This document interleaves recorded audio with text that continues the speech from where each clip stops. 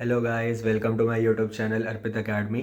So my name is Arpit. ये मेरी पहली वीडियो होने वाली है। सो इन दिस चैनल हम क्या करेंगे, हम टेंथ की मैथ्स का सारे चैप्टर्स करेंगे, उनके इंपॉर्टेंट क्वेश्चन करेंगे टिल पेपर। तो अगर आप ये सीरीज़ फॉलो करोगे तो आपके इजीली मैथ्स में 95% आ जाएंगे। So stay tuned with the channel and channel को सब्सक्राइब कर लो। Thank you so much. Let's start. Okay guys, तो देखो अब हम लोग करने जा रहे हैं हमारा टेंथ का मैथ्स का first chapter real number. So as I have told you in this series हम क्या करेंगे, सारे चैप्टर्स करेंगे पहले, उनके इंपॉर्टेंट क्वेश्चन करेंगे, साथ ही साथ हम सैम्पल पेपर्स करेंगे, मॉक पेपर करेंगे, जिससे आपका इजीली स्कोर बहुत ही अच्छा हो जाए मैथ के पेपर में, टेंथ के बोर्ड में। सो देखो रियल नंबर्स करते हैं हम सबसे पहले हमारा फर्स्ट चैप्टर। तो रियल नंबर हमारे क्या होता है, तो देखो इस चैप्टर में हमें पता होना चाहिए तो रैशनल नंबर क्या होता है और एक इरेशनल नंबर क्या होता है। तो रैशनल नंबर आप लोगों को पता होगा कि रैशनल नंबर क्या होता है, ऐसा कोई भी नंबर जिसको हम किसकी फॉर्म में लिख सकते हैं, पी बाई क्यू की फॉर्म में लिख सकते हैं, और जहाँ पे नीचे वाला नंबर जीरो नहीं होना चाहिए। इसी के साथ मैं आपको ये भी बता दूं कि जो पी होना चाहिए और क्यू होना चाहिए वो ना को प्राइम होने चाहिए। को प्राइम मतलब कि पी और क्यू में कोई भी कॉमन फैक्टर नहीं होना चाहिए। देखो इसका मतलब क्या होता है, मान लो मैं 2/3 लिख रहा हूँ तो 2/3 रैशनल नंबर है, क्योंकि इनमें कोई भी देखो कुछ भी कॉमन नहीं, मतलब इसको हम और आगे जाके इसको कैंसिल आउट नहीं कर सकते और सिंप्लीफाई नहीं कर सकते। अब जैसे मान लो 6/4 है, तो 6/4 को फर्दर सिंप्लीफाई कर सकते हैं, तो ये हमारा रैशनल नंबर बन जाएगा। तो मतलब हमारे जो रैशनल नंबर है साथ में वो को प्राइम भी होने चाहिए, कि उनमें कुछ भी कॉमन फैक्टर ना हो। अगर कॉमन फैक्टर नहीं होगा तो ही वो रैशनल नंबर होंगे, वरना वो रैशनल नहीं होगा। ठीक है। अब इसके बाद देखो इरेशनल नंबर क्या होने चाहिए। रैशनल नंबर आपको पता है, रैशनल नंबर एक ऐसा नंबर होता है जिसका जो आप एक्सप्रेशन होता है वो साथ में क्या होता है, नॉन टर्मिनेटिंग होता है, नॉन टर्मिनेटिंग और नॉन रियकरिंग होता है, नॉन टर्मिनेटिंग और नॉन रिपीटिंग या नॉन रियकरिंग। जैसे कि मान लो अगर मेरे पास लिखा है √3, तो √3 की वैल्यू क्या होती है, आप देखोगे अगर करके कैलकुलेटर में, तो ये रिपीट नहीं होती है, ऐसे चलती रहती है। सिमिलरली मान लो पाई की वैल्यू, पाई की हमें नियरलेस्ट पॉसिबल वैल्यू पता है 3.14, तो ये इसके पास की वैल्यू अगर आप कैलकुलेटर में डाल के देखोगे पाई की वैल्यू क्या है, तो ये भी चलती रहती है, कभी भी रिपीट नहीं होती। तो ये सारे क्या हमारे इरेशनल नंबर, जो कि क्या होते हैं, नॉन टर्मिनेटिंग होते हैं, नॉन रिपीटिंग होते हैं, कुछ ऐसे टर्म्स है जिसका इस चैप्टर में काम आएगा। अब इसके अलावा देखो आप लोगों को एलसीएम की नॉलेज होनी चाहिए और एचसीएफ की नॉलेज होनी चाहिए, जो कि बेसिक है, जो कि आई होप आप लोगों को आता ही होगा। तो देखो अब हम क्वेश्चन स्टार्ट करते हैं चैप्टर के। तो कह रहे हैं देखो express each number as a product of its prime factor. तो हमें सारे नंबर को उनके प्राइम फैक्टर के प्रोडक्ट की फॉर्म में लिखना है। तो मान लो मैं फर्स्ट नंबर लेता हूँ 140। तो आपको क्या करना है, आपको लेना है इसका एलसीएम। अब आप एलसीएम कैसे लेते हो, जैसे भी लेते हो वैसे ले लो। तो 2 से लिया आपने 70 आ गया, 2 से लिया 35 आ गया, 2 से फिर 5 से ले लिया तो 7 आ गया, फिर 7 से ले लिया तो 1 आ गया।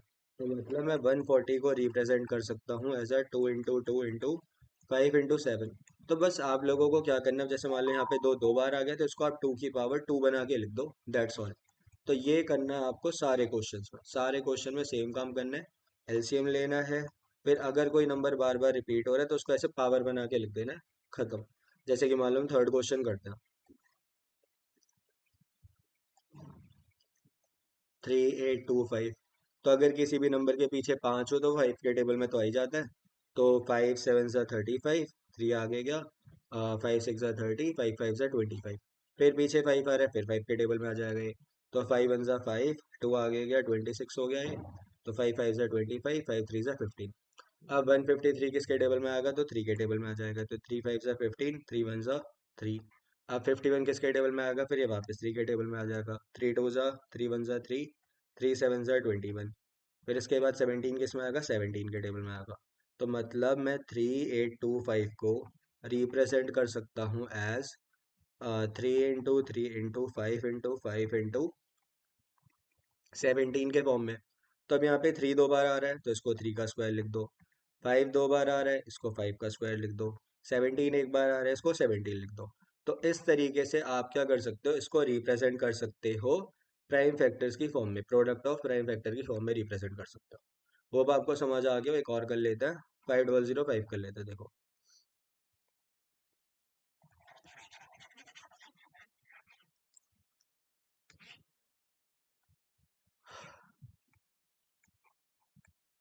तो अगर देखो हम 5005 को करेंगे, अगेन देखो लास्ट में 5 आ रहा है, तो हमें 5 लेना है, तो 5 लेंगे तो 1 0 0 1।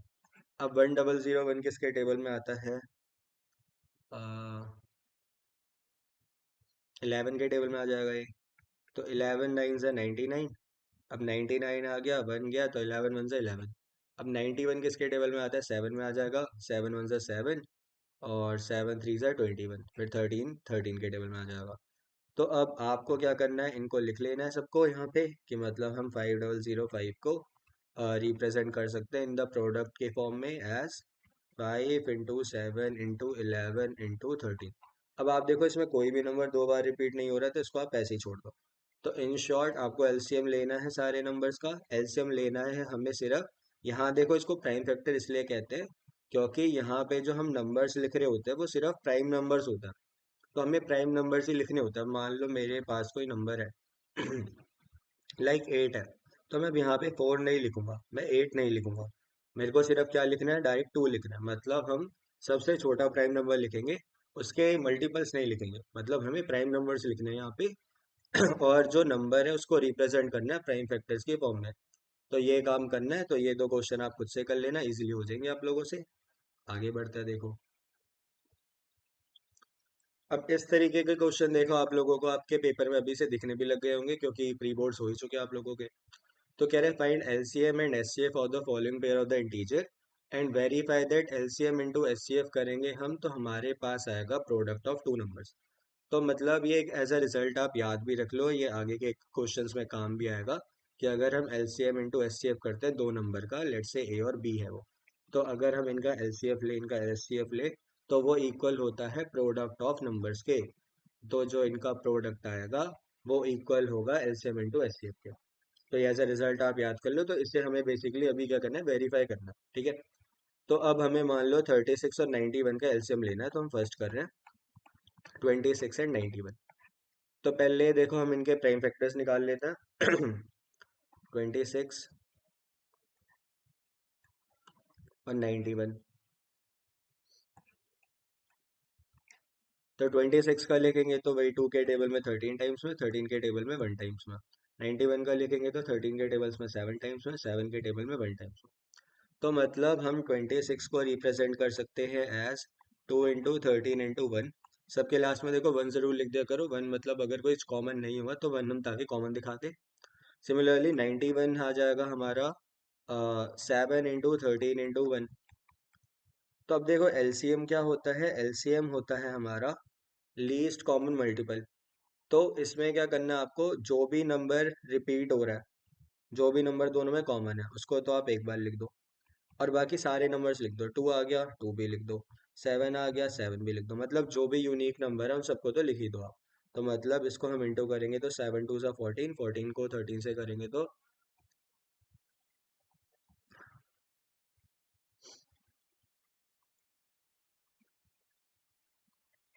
तो ये 182 आ जाएगा। 7 2 सा 14, 14 3 सा 42, 2 4 14, ठीक है। तो ये मतलब इसका एलसीएम का आंसर आ जाएगा 182। अब अगर हम एचसीएफ निकाले इसका, तो देखो एचसीएफ में हमें क्या करना होता है, सिर्फ कॉमन चीजें लिखनी होती है। तो एचसीएफ में हमें क्या करना है, सिर्फ कॉमन चीजें लिखनी है। कॉमन हमें दिख रहा है एक 13 है और एक 1 है। तो 1 को हम कॉमन तो दिखाने को दिखा दे, बट 1 को दिखाना एज सच अभी हमारे किसी काम का नहीं है, क्योंकि अगर हम 1 को दिखाएंगे तो क्या होगा, 1 को इंटू करेंगे 13 से तो 13 ही आ जाएगा। तो मतलब बेसिकली 1 हमें दिखाना है जब इनके बीच में कुछ भी कॉमन ना हो, ठीक है। तो देखो, तो मतलब इसका आंसर आ गया 13, है ना। एलसीएम आ गया, एचसीएफ आ गया। अब हम देखो प्रोडक्ट ऑफ नंबर्स भी कर लेते हैं। तो हम देख लेते हैं क्या एचसीएफ इंटू एलसीएम जो है वो हमारा प्रोडक्ट ऑफ नंबर के इक्वल है या नहीं है।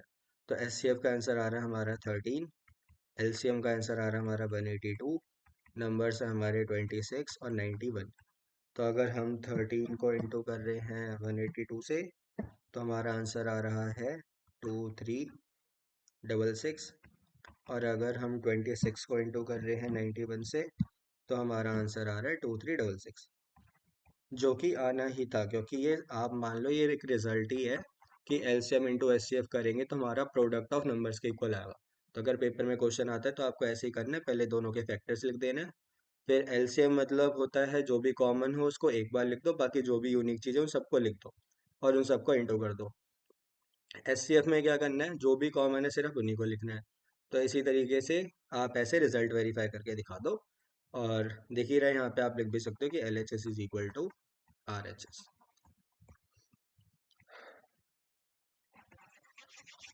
एक और क्वेश्चन कर लेते हैं, देखो।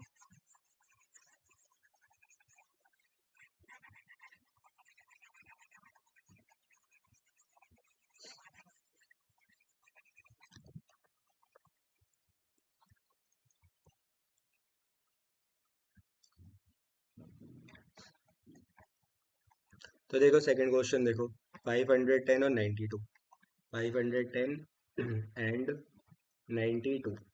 तो अगर आप 510 का पहले एलसीएम ले लो,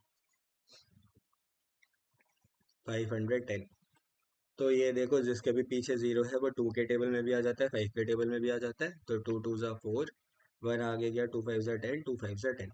फिर जिसके लास्ट में फाइव होता है वो फाइव के टेबल में आ जाता है, तो फाइव फाइव ज़ा 25, फाइव वन ज़ा फाइव। फिर 51 हमारा थ्री के टेबल में आ जाएगा 17 टाइम्स में, और ये 17 के टेबल में आ जाएगा वन टाइम्स में। सिमिलरली अगर हम 92 का करें तो 92 हो जाएगा हमारा टू के टेबल में आ जाएगा ये, टू फोर ज़ा एट, टू सिक्स ज़ा 12। टू के टेबल में आ जाएगा ये, टू टू ज़ा फोर, टू थ्री ज़ा सिक्स। फिर ये आ जाएगा 23 के टेबल में वन टाइम। तो अब देखो मतलब हम 510 को लिख सकते हैं to into three into five into 17, और हम 92 को लिख सकते हैं टू इंटू 23। तो अब देखो एलसीएम में क्या करना है, जो भी कॉमन हो उसे एक बार लिखो, जो भी कॉमन है उसे एक बार लिखो, और जो भी यूनिक चीज़ है उन सबको लिख दो। जैसे थ्री यूनिक है, फाइव, 17, टू, थ्री, इन सबको लिख दो। तो थ्री, फाइव, 17, टू और 23। अब इन सबको इंटू कर देते हैं। तो two into three into five into 17, two और 23। तो ये आ जा रहा है हमारा, ये आ रहा है हमारा 23460। तो ये आ गया इसका एलसीएम। और अगर आप एच सी एफ देखो, एच सी एफ मतलब कॉमन क्या है, तो कॉमन सिर्फ टू है तो टू हो जाएगा। अगर मान लो यहाँ पे थ्री भी कॉमन होता, अगर ये दोनों थ्री होते तो हम लिख देते टू इंटू थ्री, पर ऐसा नहीं है अभी, तो इसे हटा देता है। तो मतलब एच सी एफ आ गया टू। अब हम अगर रिजल्ट वेरीफाई करें तो देखो रिजल्ट वेरीफाई कर देते हैं। रिजल्ट क्या हमारा, L C M into H C F is equal to A into B. तो एल सी एम आ रहा है हमारा 23460, एच सी एफ आ रहा है टू, नंबर से हमारे 510 और 92। तो अगर हम 23460 को टू से इंटू कर देंगे तो ये आ जाएगा हमारा 46920, और 510 को 92 से कर देंगे तो ये भी आ जाएगा हमारा 46920। अब देखो अगेन जो कि सही ही आना चाहिए। अगर मान लो आपका ये दोनों बराबर नहीं आ रहे, इसका मतलब आपने ऊपर कुछ गलती करी है।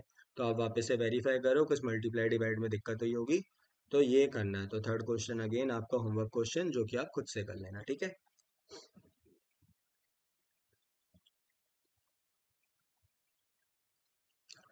अब देखो सेम हमें एलसीएम निकालना है, एचसीएफ निकालना है, तीन नंबर्स के लिए निकालना है बस। तो हमारा प्रोसेस सेम ही रहने वाला है।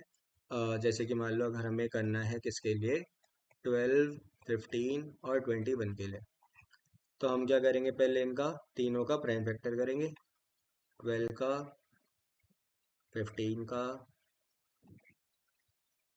और 21 का। तो अगर हम 12 का करेंगे तो टू सिक्स ज़ा 12, टू का करेंगे तो टू थ्री ज़ा सिक्स, थ्री का करेंगे तो थ्री वन ज़ा थ्री, थ्री से करेंगे तो थ्री फाइव ज़ा 15, फाइव वन ज़ा फाइव, 21 का करेंगे थ्री सेवन ज़ा 21, सेवन वन ज़ा सेवन। तो मतलब हम 12 को रिप्रेजेंट कर सकते हैं एज टू इंटू थ्री, हम 15 को रिप्रेजेंट कर सकते हैं एज थ्री इंटू फाइव, और हम 21 को रिप्रेजेंट कर सकते हैं एज थ्री इंटू सेवन। अब देखो अगेन एलसीएम, एलसीएम मतलब जो भी कॉमन हो उसको एक बार लिखो। तो आप देखो ये थ्री दिख रहा है, तो थ्री तीनों में कॉमन है। अब जो भी नंबर है ना देखो तीनों में आना चाहिए, अगर वो दो में आ रहा है तो काम नहीं चलेगा, ठीक है। तो मतलब जो भी नंबर है ये तीनों में आना चाहिए, तो अब ये थ्री तीनों में आ रहा है तो इसको हमने एक ही बार लिखा। अब जितने भी यूनिक नंबर्स है सबको लिख दो, मतलब जो बच गया सबको लिख दो। तो क्या क्या बच रहा है हमारा, टू बच रहा है, टू बच रहा है, और फाइव और सेवन, तो इन सबको इंटू कर दो। तो थ्री टू ज़ा सिक्स, सिक्स टू ज़ा ट्वेल्व, ट्वेल्व फाइव ज़ा फिफ्टी, ट्वेल्व फाइव ज़ा सिक्सटी, और सेवन सिक्स ज़ा फोर टू ज़ीरो। तो ये आ गया हमारा। अब एच सी एफ मतलब सिर्फ कॉमन, कॉमन क्या है थ्री, तो यहाँ पे लिख दो थ्री, ठीक है। तो यही करना है बस। एक और क्वेश्चन कर लेते हैं, देखो।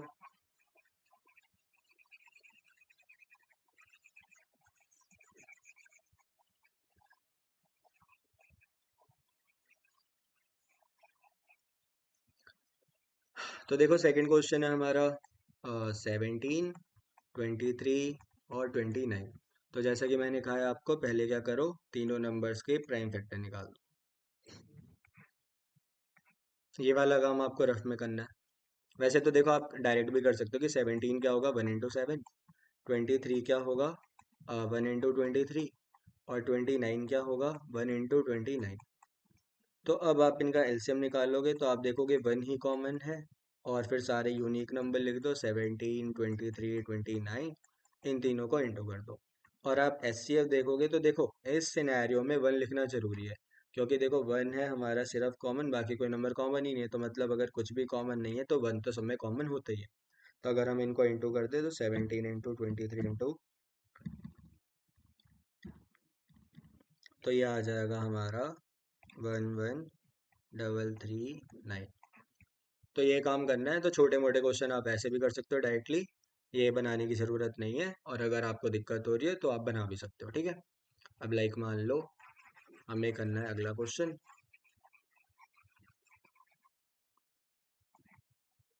8, 9 और 25। तो अगर आपको ज़रूरत लगे तो आप बना सकते हो, नहीं तो कोई दिक्कत नहीं है। तो 8 को आप क्या लिख सकते हो, 2 इंटू 2 इंटू 2। 9 को क्या लिख सकते हो आप, 3 इंटू 3। और 25 को क्या लिख सकते हो आप लोग, 25 को आप लोग लिख सकते हो 5 इंटू 5। अब अगेन कुछ भी कॉमन नहीं है तो सब में वन भी लिख दो। तो इनका एलसीएम क्या हो जाएगा, सारे यूनिक नंबर जो कि सारे ही यूनिक है, तो टू थ्री टाइम्स, फिर उसके बाद थ्री हमारा टू टाइम्स, फिर उसके बाद फाइव टू टाइम्स। तो इसको अभी प्रोडक्ट करके बता दूंगा मैं क्या आ रहा है। और एस सी एफ क्या हो जाएगा, अगेन वन हो जाएगा। तो अगर हम इनको इंटू करते तो 8 इंटू 9 इंटू 25, तो ये आ जाएगा हमारा 1800। तो ये आ गया इसका आंसर हमारा, ठीक है। अब देखो चलते हैं अगले क्वेश्चन पे। देखो अगेन ये वाले क्वेश्चन इंपॉर्टेंट है, बेसिक मैथ्स में भी आते हैं, एडवांस मैथ्स में भी आता है। कह रहे given that H C F of these numbers is 9, LCM of these number क्या होगा। तो देखो जब भी इस तरीके का क्वेश्चन है तो आप समझ जाओ कि आपके जो दो नंबर हैं वो ये हैं। ये कहना चाहता है कि भाई एच सी एफ जो है इन दोनों नंबर का वो 9 है, तो इन्हीं दोनों नंबर का एलसीएम क्या होगा। अब आप चाहो तो आप डायरेक्ट भी कर सकते हो इनको कि भाई अगर ये दोनों नंबर है तो मैं एलसीएम तो निकाल ही लूंगा। बट क्योंकि हमारे पास तो फॉर्मूला है इसका, फॉर्मूला क्या कहता है, LCM into H C F is equal to product of numbers. तो हम ऐसे ही कर देंगे। तो देखो एलसीएम हमें नहीं पता, एच सी एफ की वैल्यू हमें पता है 9 है, प्रोडक्ट ऑफ नंबर हमारे पास हो जाएगा 306 इंटू 657। तो 9 चला जाएगा डिनोमिनेटर में, यहाँ पे 9 मल्टीप्लाई हो रहा है, तो एलसीएम की वैल्यू आ जाने वाली है 306 इंटू 657 अपॉन में 9। तो 9 3 ज़ा 27, और 9 4 ज़ा 36। तो अगर हम 657 को इंटू कर दे 34 से, तो हमारा एलसीएम आ जाएगा इनका 22,238। इंपॉर्टेंट क्वेश्चन है, ऐसे क्वेश्चन आप प्रैक्टिस कर लेना, नहीं तो इस वीडियो के बाद मैं एक इंपॉर्टेंट क्वेश्चन की भी वीडियो बनाऊंगा। अगर आपने वो देख ली तो आपने समझ लो सारे क्वेश्चन कवर कर लिए इस चैप्टर के, ठीक है।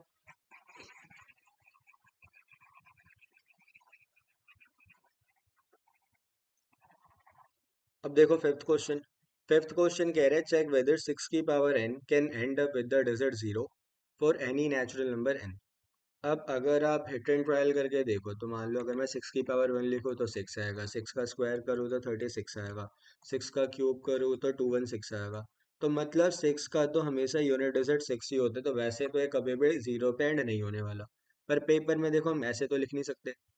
तो इसीलिए देखो मैं आपको बात बताता हूँ, अगर किसी भी नंबर का डिजिट 0 पे एंड होना चाहिए तो 0 कब आता है? 0 आता है 2 into 5 करके। तो मतलब अगर किसी भी नंबर का डिजिट 0 आना चाहिए तो उसमें ये तो फैक्टर होने ही चाहिए। तो अगर मान लो 6 की पावर n है, तो इसको मैं लिख सकता हूँ 2 into 3 की पावर n। और ये n जो है ये दोनों पे आ जाएगा, तो 2 की पावर n इंटू 3 की पावर n बन जाएगा ये। तो आप देखो 2 ऐसा फैक्टर तो आ रहा है पर 5 तो नहीं आ रहा। तो अगर 5 नहीं आ रहा तो मतलब ये कभी भी 0 पे एंड नहीं होगा। ठीक है। तो मतलब कोई भी नंबर अगर 0 पे एंड होना चाहता है तो ये फैक्टर्स आने चाहिए उसमें, वरना वो 0 पे एंड नहीं होगा। ठीक है। अगला क्वेश्चन करते हैं, देखो। कह रहे देखो, explain why 7 into this into this are composite numbers. तो देखो कंपोजिट नंबर्स का मैं आपको बताता हूँ। देखो नंबर क्या है हमारा?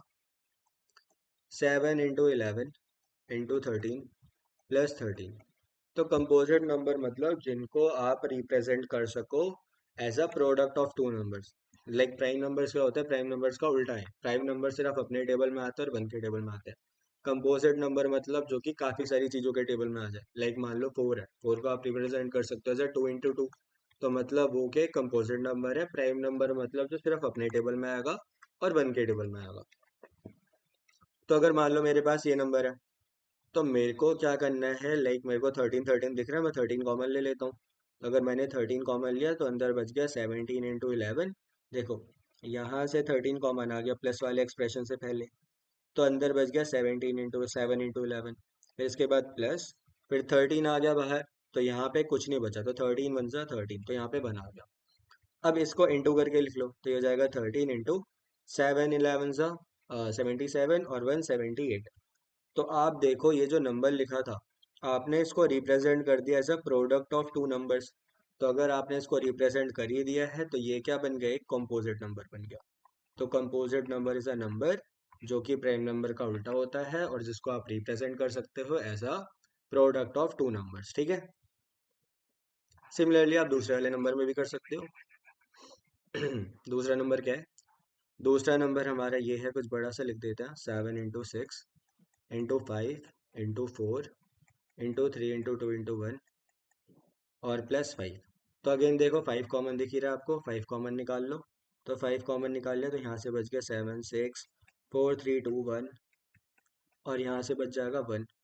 इन सबको इंटू कर दो, तो 7 6 42, 4 3 12, 12 2 24।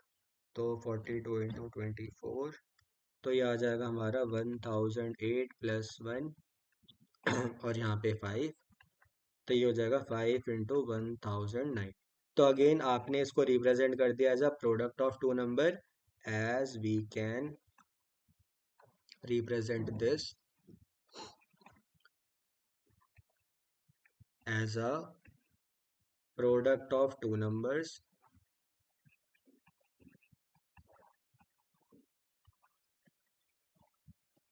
सो this is a composite number. ठीक है।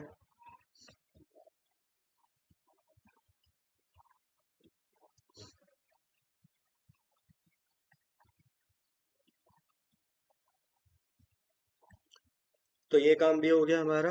अब चलते हैं हम, देखो अगले क्वेश्चन पे।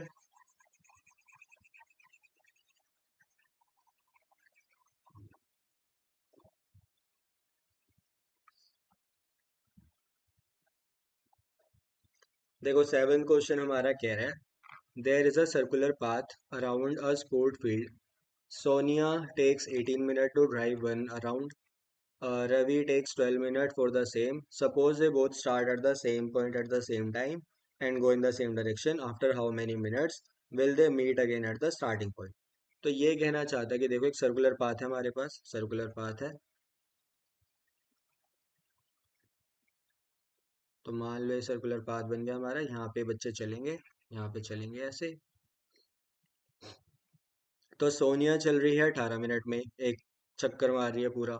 और रवि मार रहा है 12 मिनट्स में। तो कह रहा है अगर ये दोनों सेम टाइम पे स्टार्ट करें तो ये दोबारा कब मिलेंगे? तो देखो जब भी इस टाइप का क्वेश्चन है तो आपको सिंपल एलसीएम निकाल देना है दोनों नंबर का। तो आप एलसीएम निकाल दो किसका? 18 का और 12 का। तो भाई प्राइम फैक्टर वाले से निकाल दो। 18 को आप रिप्रेजेंट कर सकते हो एज 2 इंटू 3 इंटू 3, और 12 को आप रिप्रेजेंट कर सकते हो एज 2 इंटू 3।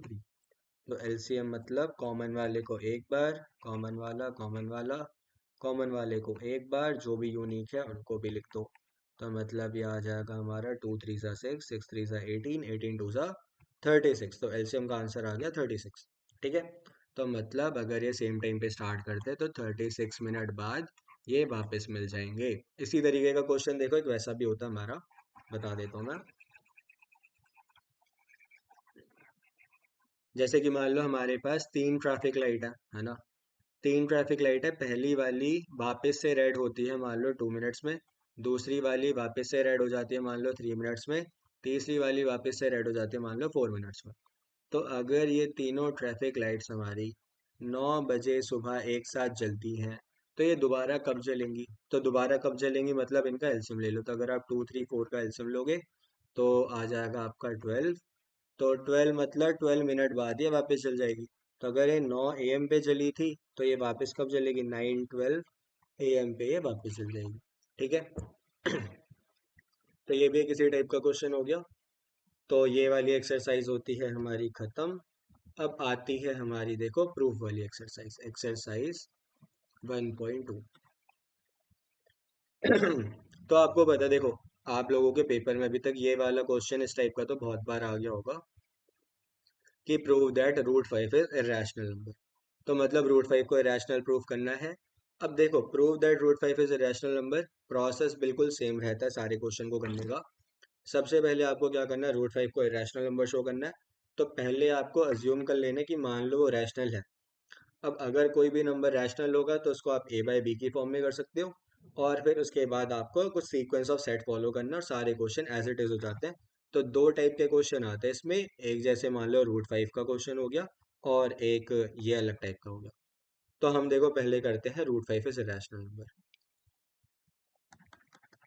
तो देखो prove that root 5 is irrational.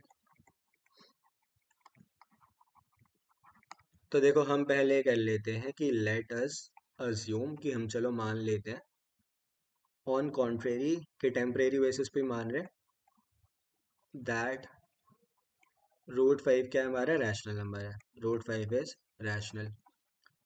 अब अगर ये रैशनल है so we can represent it as, so we can represent root 5 as root 5 is equal to a/b की फॉर्म में। अब अगर a/b की फॉर्म में रिप्रेजेंट कर दिया जहाँ पे b जो है वो जीरो नहीं होना चाहिए, एंड a एंड b क्या होने चाहिए, को प्राइम होने चाहिए। मतलब कि इनके अंदर कुछ भी कॉमन नहीं होना चाहिए। ठीक है। तो ये होना चाहिए जहाँ पे b जीरो नहीं है and a and b are coprime. ठीक है। अब देखो रूट 5 a/b हो गया, तो b को इधर भेज दो। तो ये हो जाएगा b/√5 is equal to a। अब सेम स्टेप फॉलो करने हैं। पहले आपने क्या करा, इसको a/b की फॉर्म में लिख दिया, b को इधर भेजा। तो ये हो गया b√5 is equal to a। अब क्या कर दो, इनका स्क्वायर कर दो। तो मतलब squaring both the side, squaring both the side. तब दोनों का स्क्वायर कर दोगे तो ये क्या हो जाएगा, ये हो जाएगा b√5 का स्क्वायर, और यहाँ पे आ जाएगा a का स्क्वायर। तो b√5 का स्क्वायर हो जाएगा 5b², और ये हो जाएगा a²। ठीक है। तो अब देखो 5 नीचे जा सकता है। तो अगर 5 नीचे जा सकता है इसका मतलब कि a² जो है वो डिविजिबल बाय 5 है। a² क्या है, डिविजिबल बाय 5। ठीक है। देखो अगर 5 तुम्हारा नीचे जा सकता तो मतलब a² is divisible by 5, a² is divisible by 5। तो अगर a² 5 से डिविजिबल है तो इसका मतलब है कि a भी डिविजिबल होगा, a is also divisible by 5। तो मतलब ए भी 5 से डिविजिबल हो गया। अब देखो मान लो अगर कोई भी नंबर है, लेट से 10 है, 10 में कह रहा हूँ 5 से डिविजिबल हो रहा है, तो ये 2 टाइम्स में आ जाएगा। तो मतलब मैं 10 को रिप्रेजेंट कर सकता हूँ एज 5, और फिर 5 से जो रिमाइंडर वो आया होगा, क्या कहते हैं इसको, डिवाइडर, कोशेंट आया होगा जो, तो मैं इनको इनटू करके से रिप्रेजेंट कर सकता हूँ। सिमिलरली मान लो जब ये हमारा ए हमारा डिविजिबल हो रहा है 5 से, जो ए है हमारा वो 5 से डिविजिबल हो रहा है, तो मेरे को पता तो नहीं है ये नंबर क्या आएगा। तो मैं मान लेता हूँ चलो सी आया होगा, तो मतलब मैं रिप्रेजेंट कर सकता हूँ ए एज 5 × सी, कि मतलब 5 और फिर कोई नंबर आया होगा, क्योंकि ये तो कम्प्लीटली डिवाइड हो जा रहा है तो रिमाइंडर कुछ आएगा नहीं। तो मतलब मैं ए को 5 सी की तरह रिप्रेजेंट कर सकता हूँ, और मैं अब इसको इसमें पुट कर दूंगा। तो मतलब 5b² जो होगा वो इक्वल हो जाएगा हमारा 5c² तो ये हो जाएगा 5b² is equal to 25c²। तब देखो 5 1 ज़ा 5, 5 5 ज़ा 25। अब देखो यहाँ क्या बन गया, b² is equal to 5c²। अब अगेन देखो 5 जो है वो b² के नीचे जा सकता है, इसका मतलब b² भी 5 से डिविजिबल है और b भी 5 से डिविजिबल है ना। So b² and b are divisible by 5।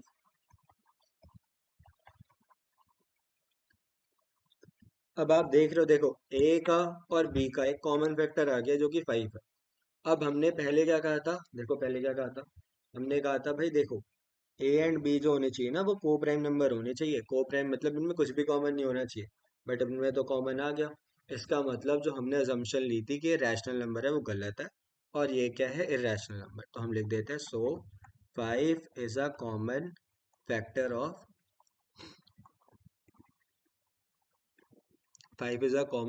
Of A and B.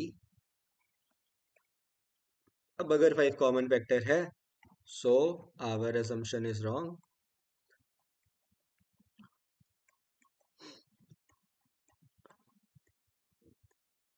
And √5 जो है वो एक इरेशनल नंबर है। √5 is irrational number.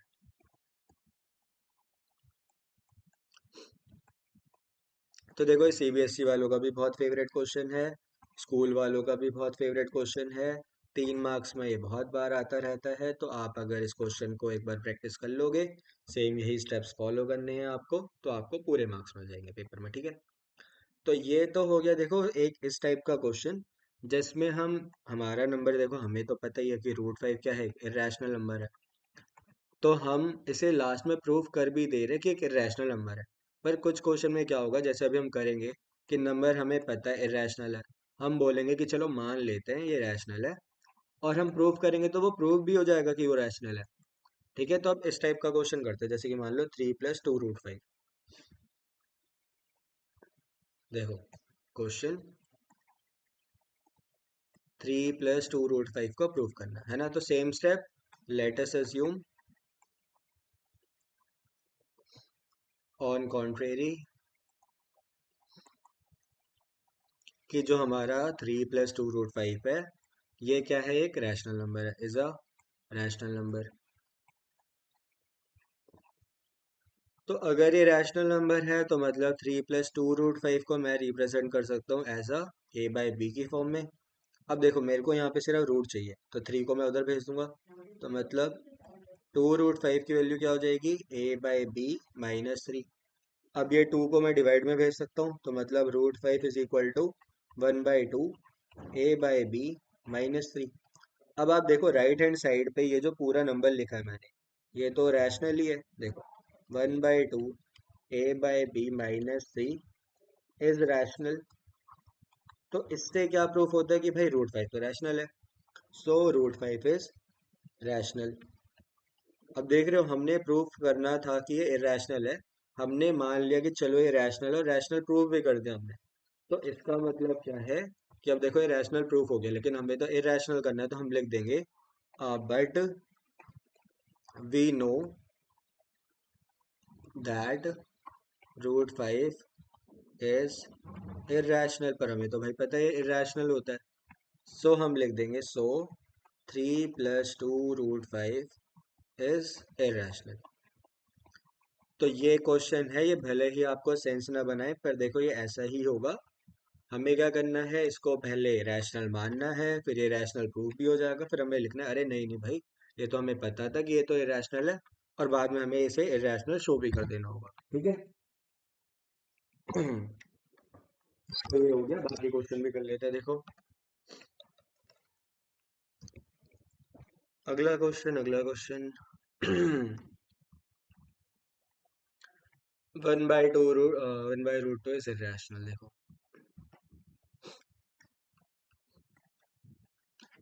1/√2 is irrational. तो देखो आप लोग बताओ, देखो क्या करना हमें। पहले तो अजम्पशन ले लेने कि 1/√2 इज रैशनल। ठीक है, मैं पूरा नहीं लिख रहा भाई। Let us assume 1/√2 is rational. तो अगर अब 1/√2 रैशनल है तो हमें क्या करना है, 1/√2 को हमें ले लेना है ए अपॉन बी की फॉर्म में। वही कि जहाँ पे बी हमारा जीरो नहीं होना चाहिए, ए एंड बी क्या होने चाहिए, को प्राइम होने चाहिए, को प्राइम होने चाहिए। तो अब इसको हम रिप्रेजेंट करें तो हम लिख सकते हैं बी इज इक्वल टू √2 ए। फिर इसके बाद क्या कर देते हैं, इनका स्क्वायर कर देते हैं। तो हमने लिख दिया squaring both side, squaring both side. तो अगर इसको स्क्वायर कर दिया तो ये हमारा बन जाएगा बी का स्क्वायर, और √2 बन जाएगा हमारा 2 a स्क्वायर। अब देखो भाई, 2 जा सकता है बी के नीचे, तो मतलब B square and B is divisible by 2। तो अगर ये बी डिविजिबल होगा तो मैं बी को लिख सकता हूँ 2c, और मैं इसमें पुट कर दूंगा। अब मैं बी को इसमें पुट कर दूंगा तो देखो ये कैसा दिखेगा। तो मैंने बी को 2c इसमें पुट कर दिया, तो मैंने लिख दिया 2c का square is equal to 2a square. तो यहाँ से आ जाएगा 4c square is equal to 2a square. 2 1 ज़ा 2, 2 2 ज़ा 4। तो c square 2 times is equal to a square. अब ये 2 a के नीचे जा सकता है, मतलब a स्क्वायर 2 से डिविजिबल है। तो मतलब a square and a are divisible by 2। तो अगर ये दोनों 2 से डिविजिबल है तो मतलब 2 जो है वो कॉमन वेक्टर है। सो 2 is a common factor, 2 is a common factor of a and b। अब अगर 2 हमारा इन दोनों का कॉमन फैक्टर है तो हमने क्या assumption ली थी कि ये दोनों है को प्राइम। ये दोनों क्या है, को प्राइम। तो अगर ये को प्राइम होंगे, 2 हमारा कॉमन फैक्टर है, तो मतलब ये बात बिल्कुल गलत हो गई, और हमारा ये क्या आ गया, रैशनल नंबर आ गया, है ना। सो हमारा आ गया √2 इज इरेशनल। ठीक है, तो ये वाला क्वेश्चन देखो सेम पैटर्न पे था। अब अगला क्वेश्चन करते, देखो 7√5 वाला। देखो 7√5, तो 7√5 वाला वैसा ही है कि जिसमें हम प्रूव कर देते हैं कि वो तो रैशनली आ गया, फिर हम कहते हैं नहीं नहीं जी, हमें तो पता था कि नहीं नहीं, ये तो इरेशनली होता है, अब छोड़ दो हमें, है ना। तो देखो 7√5 है, तो 7√5 को हम a बाई बी लिखेंगे।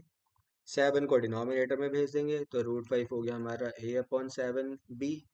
अब देखो हम बोल सकते हैं कि भाई देखो 7 आ गया डिनोमिनेटर में, a हमने रैशनल माना है, b भी रैशनल माना है, 7 भी माना है, तो मतलब a/7b इज रैशनल। तो अगर ये रैशनल है, सो √5 भी क्या होगा, रैशनल होगा।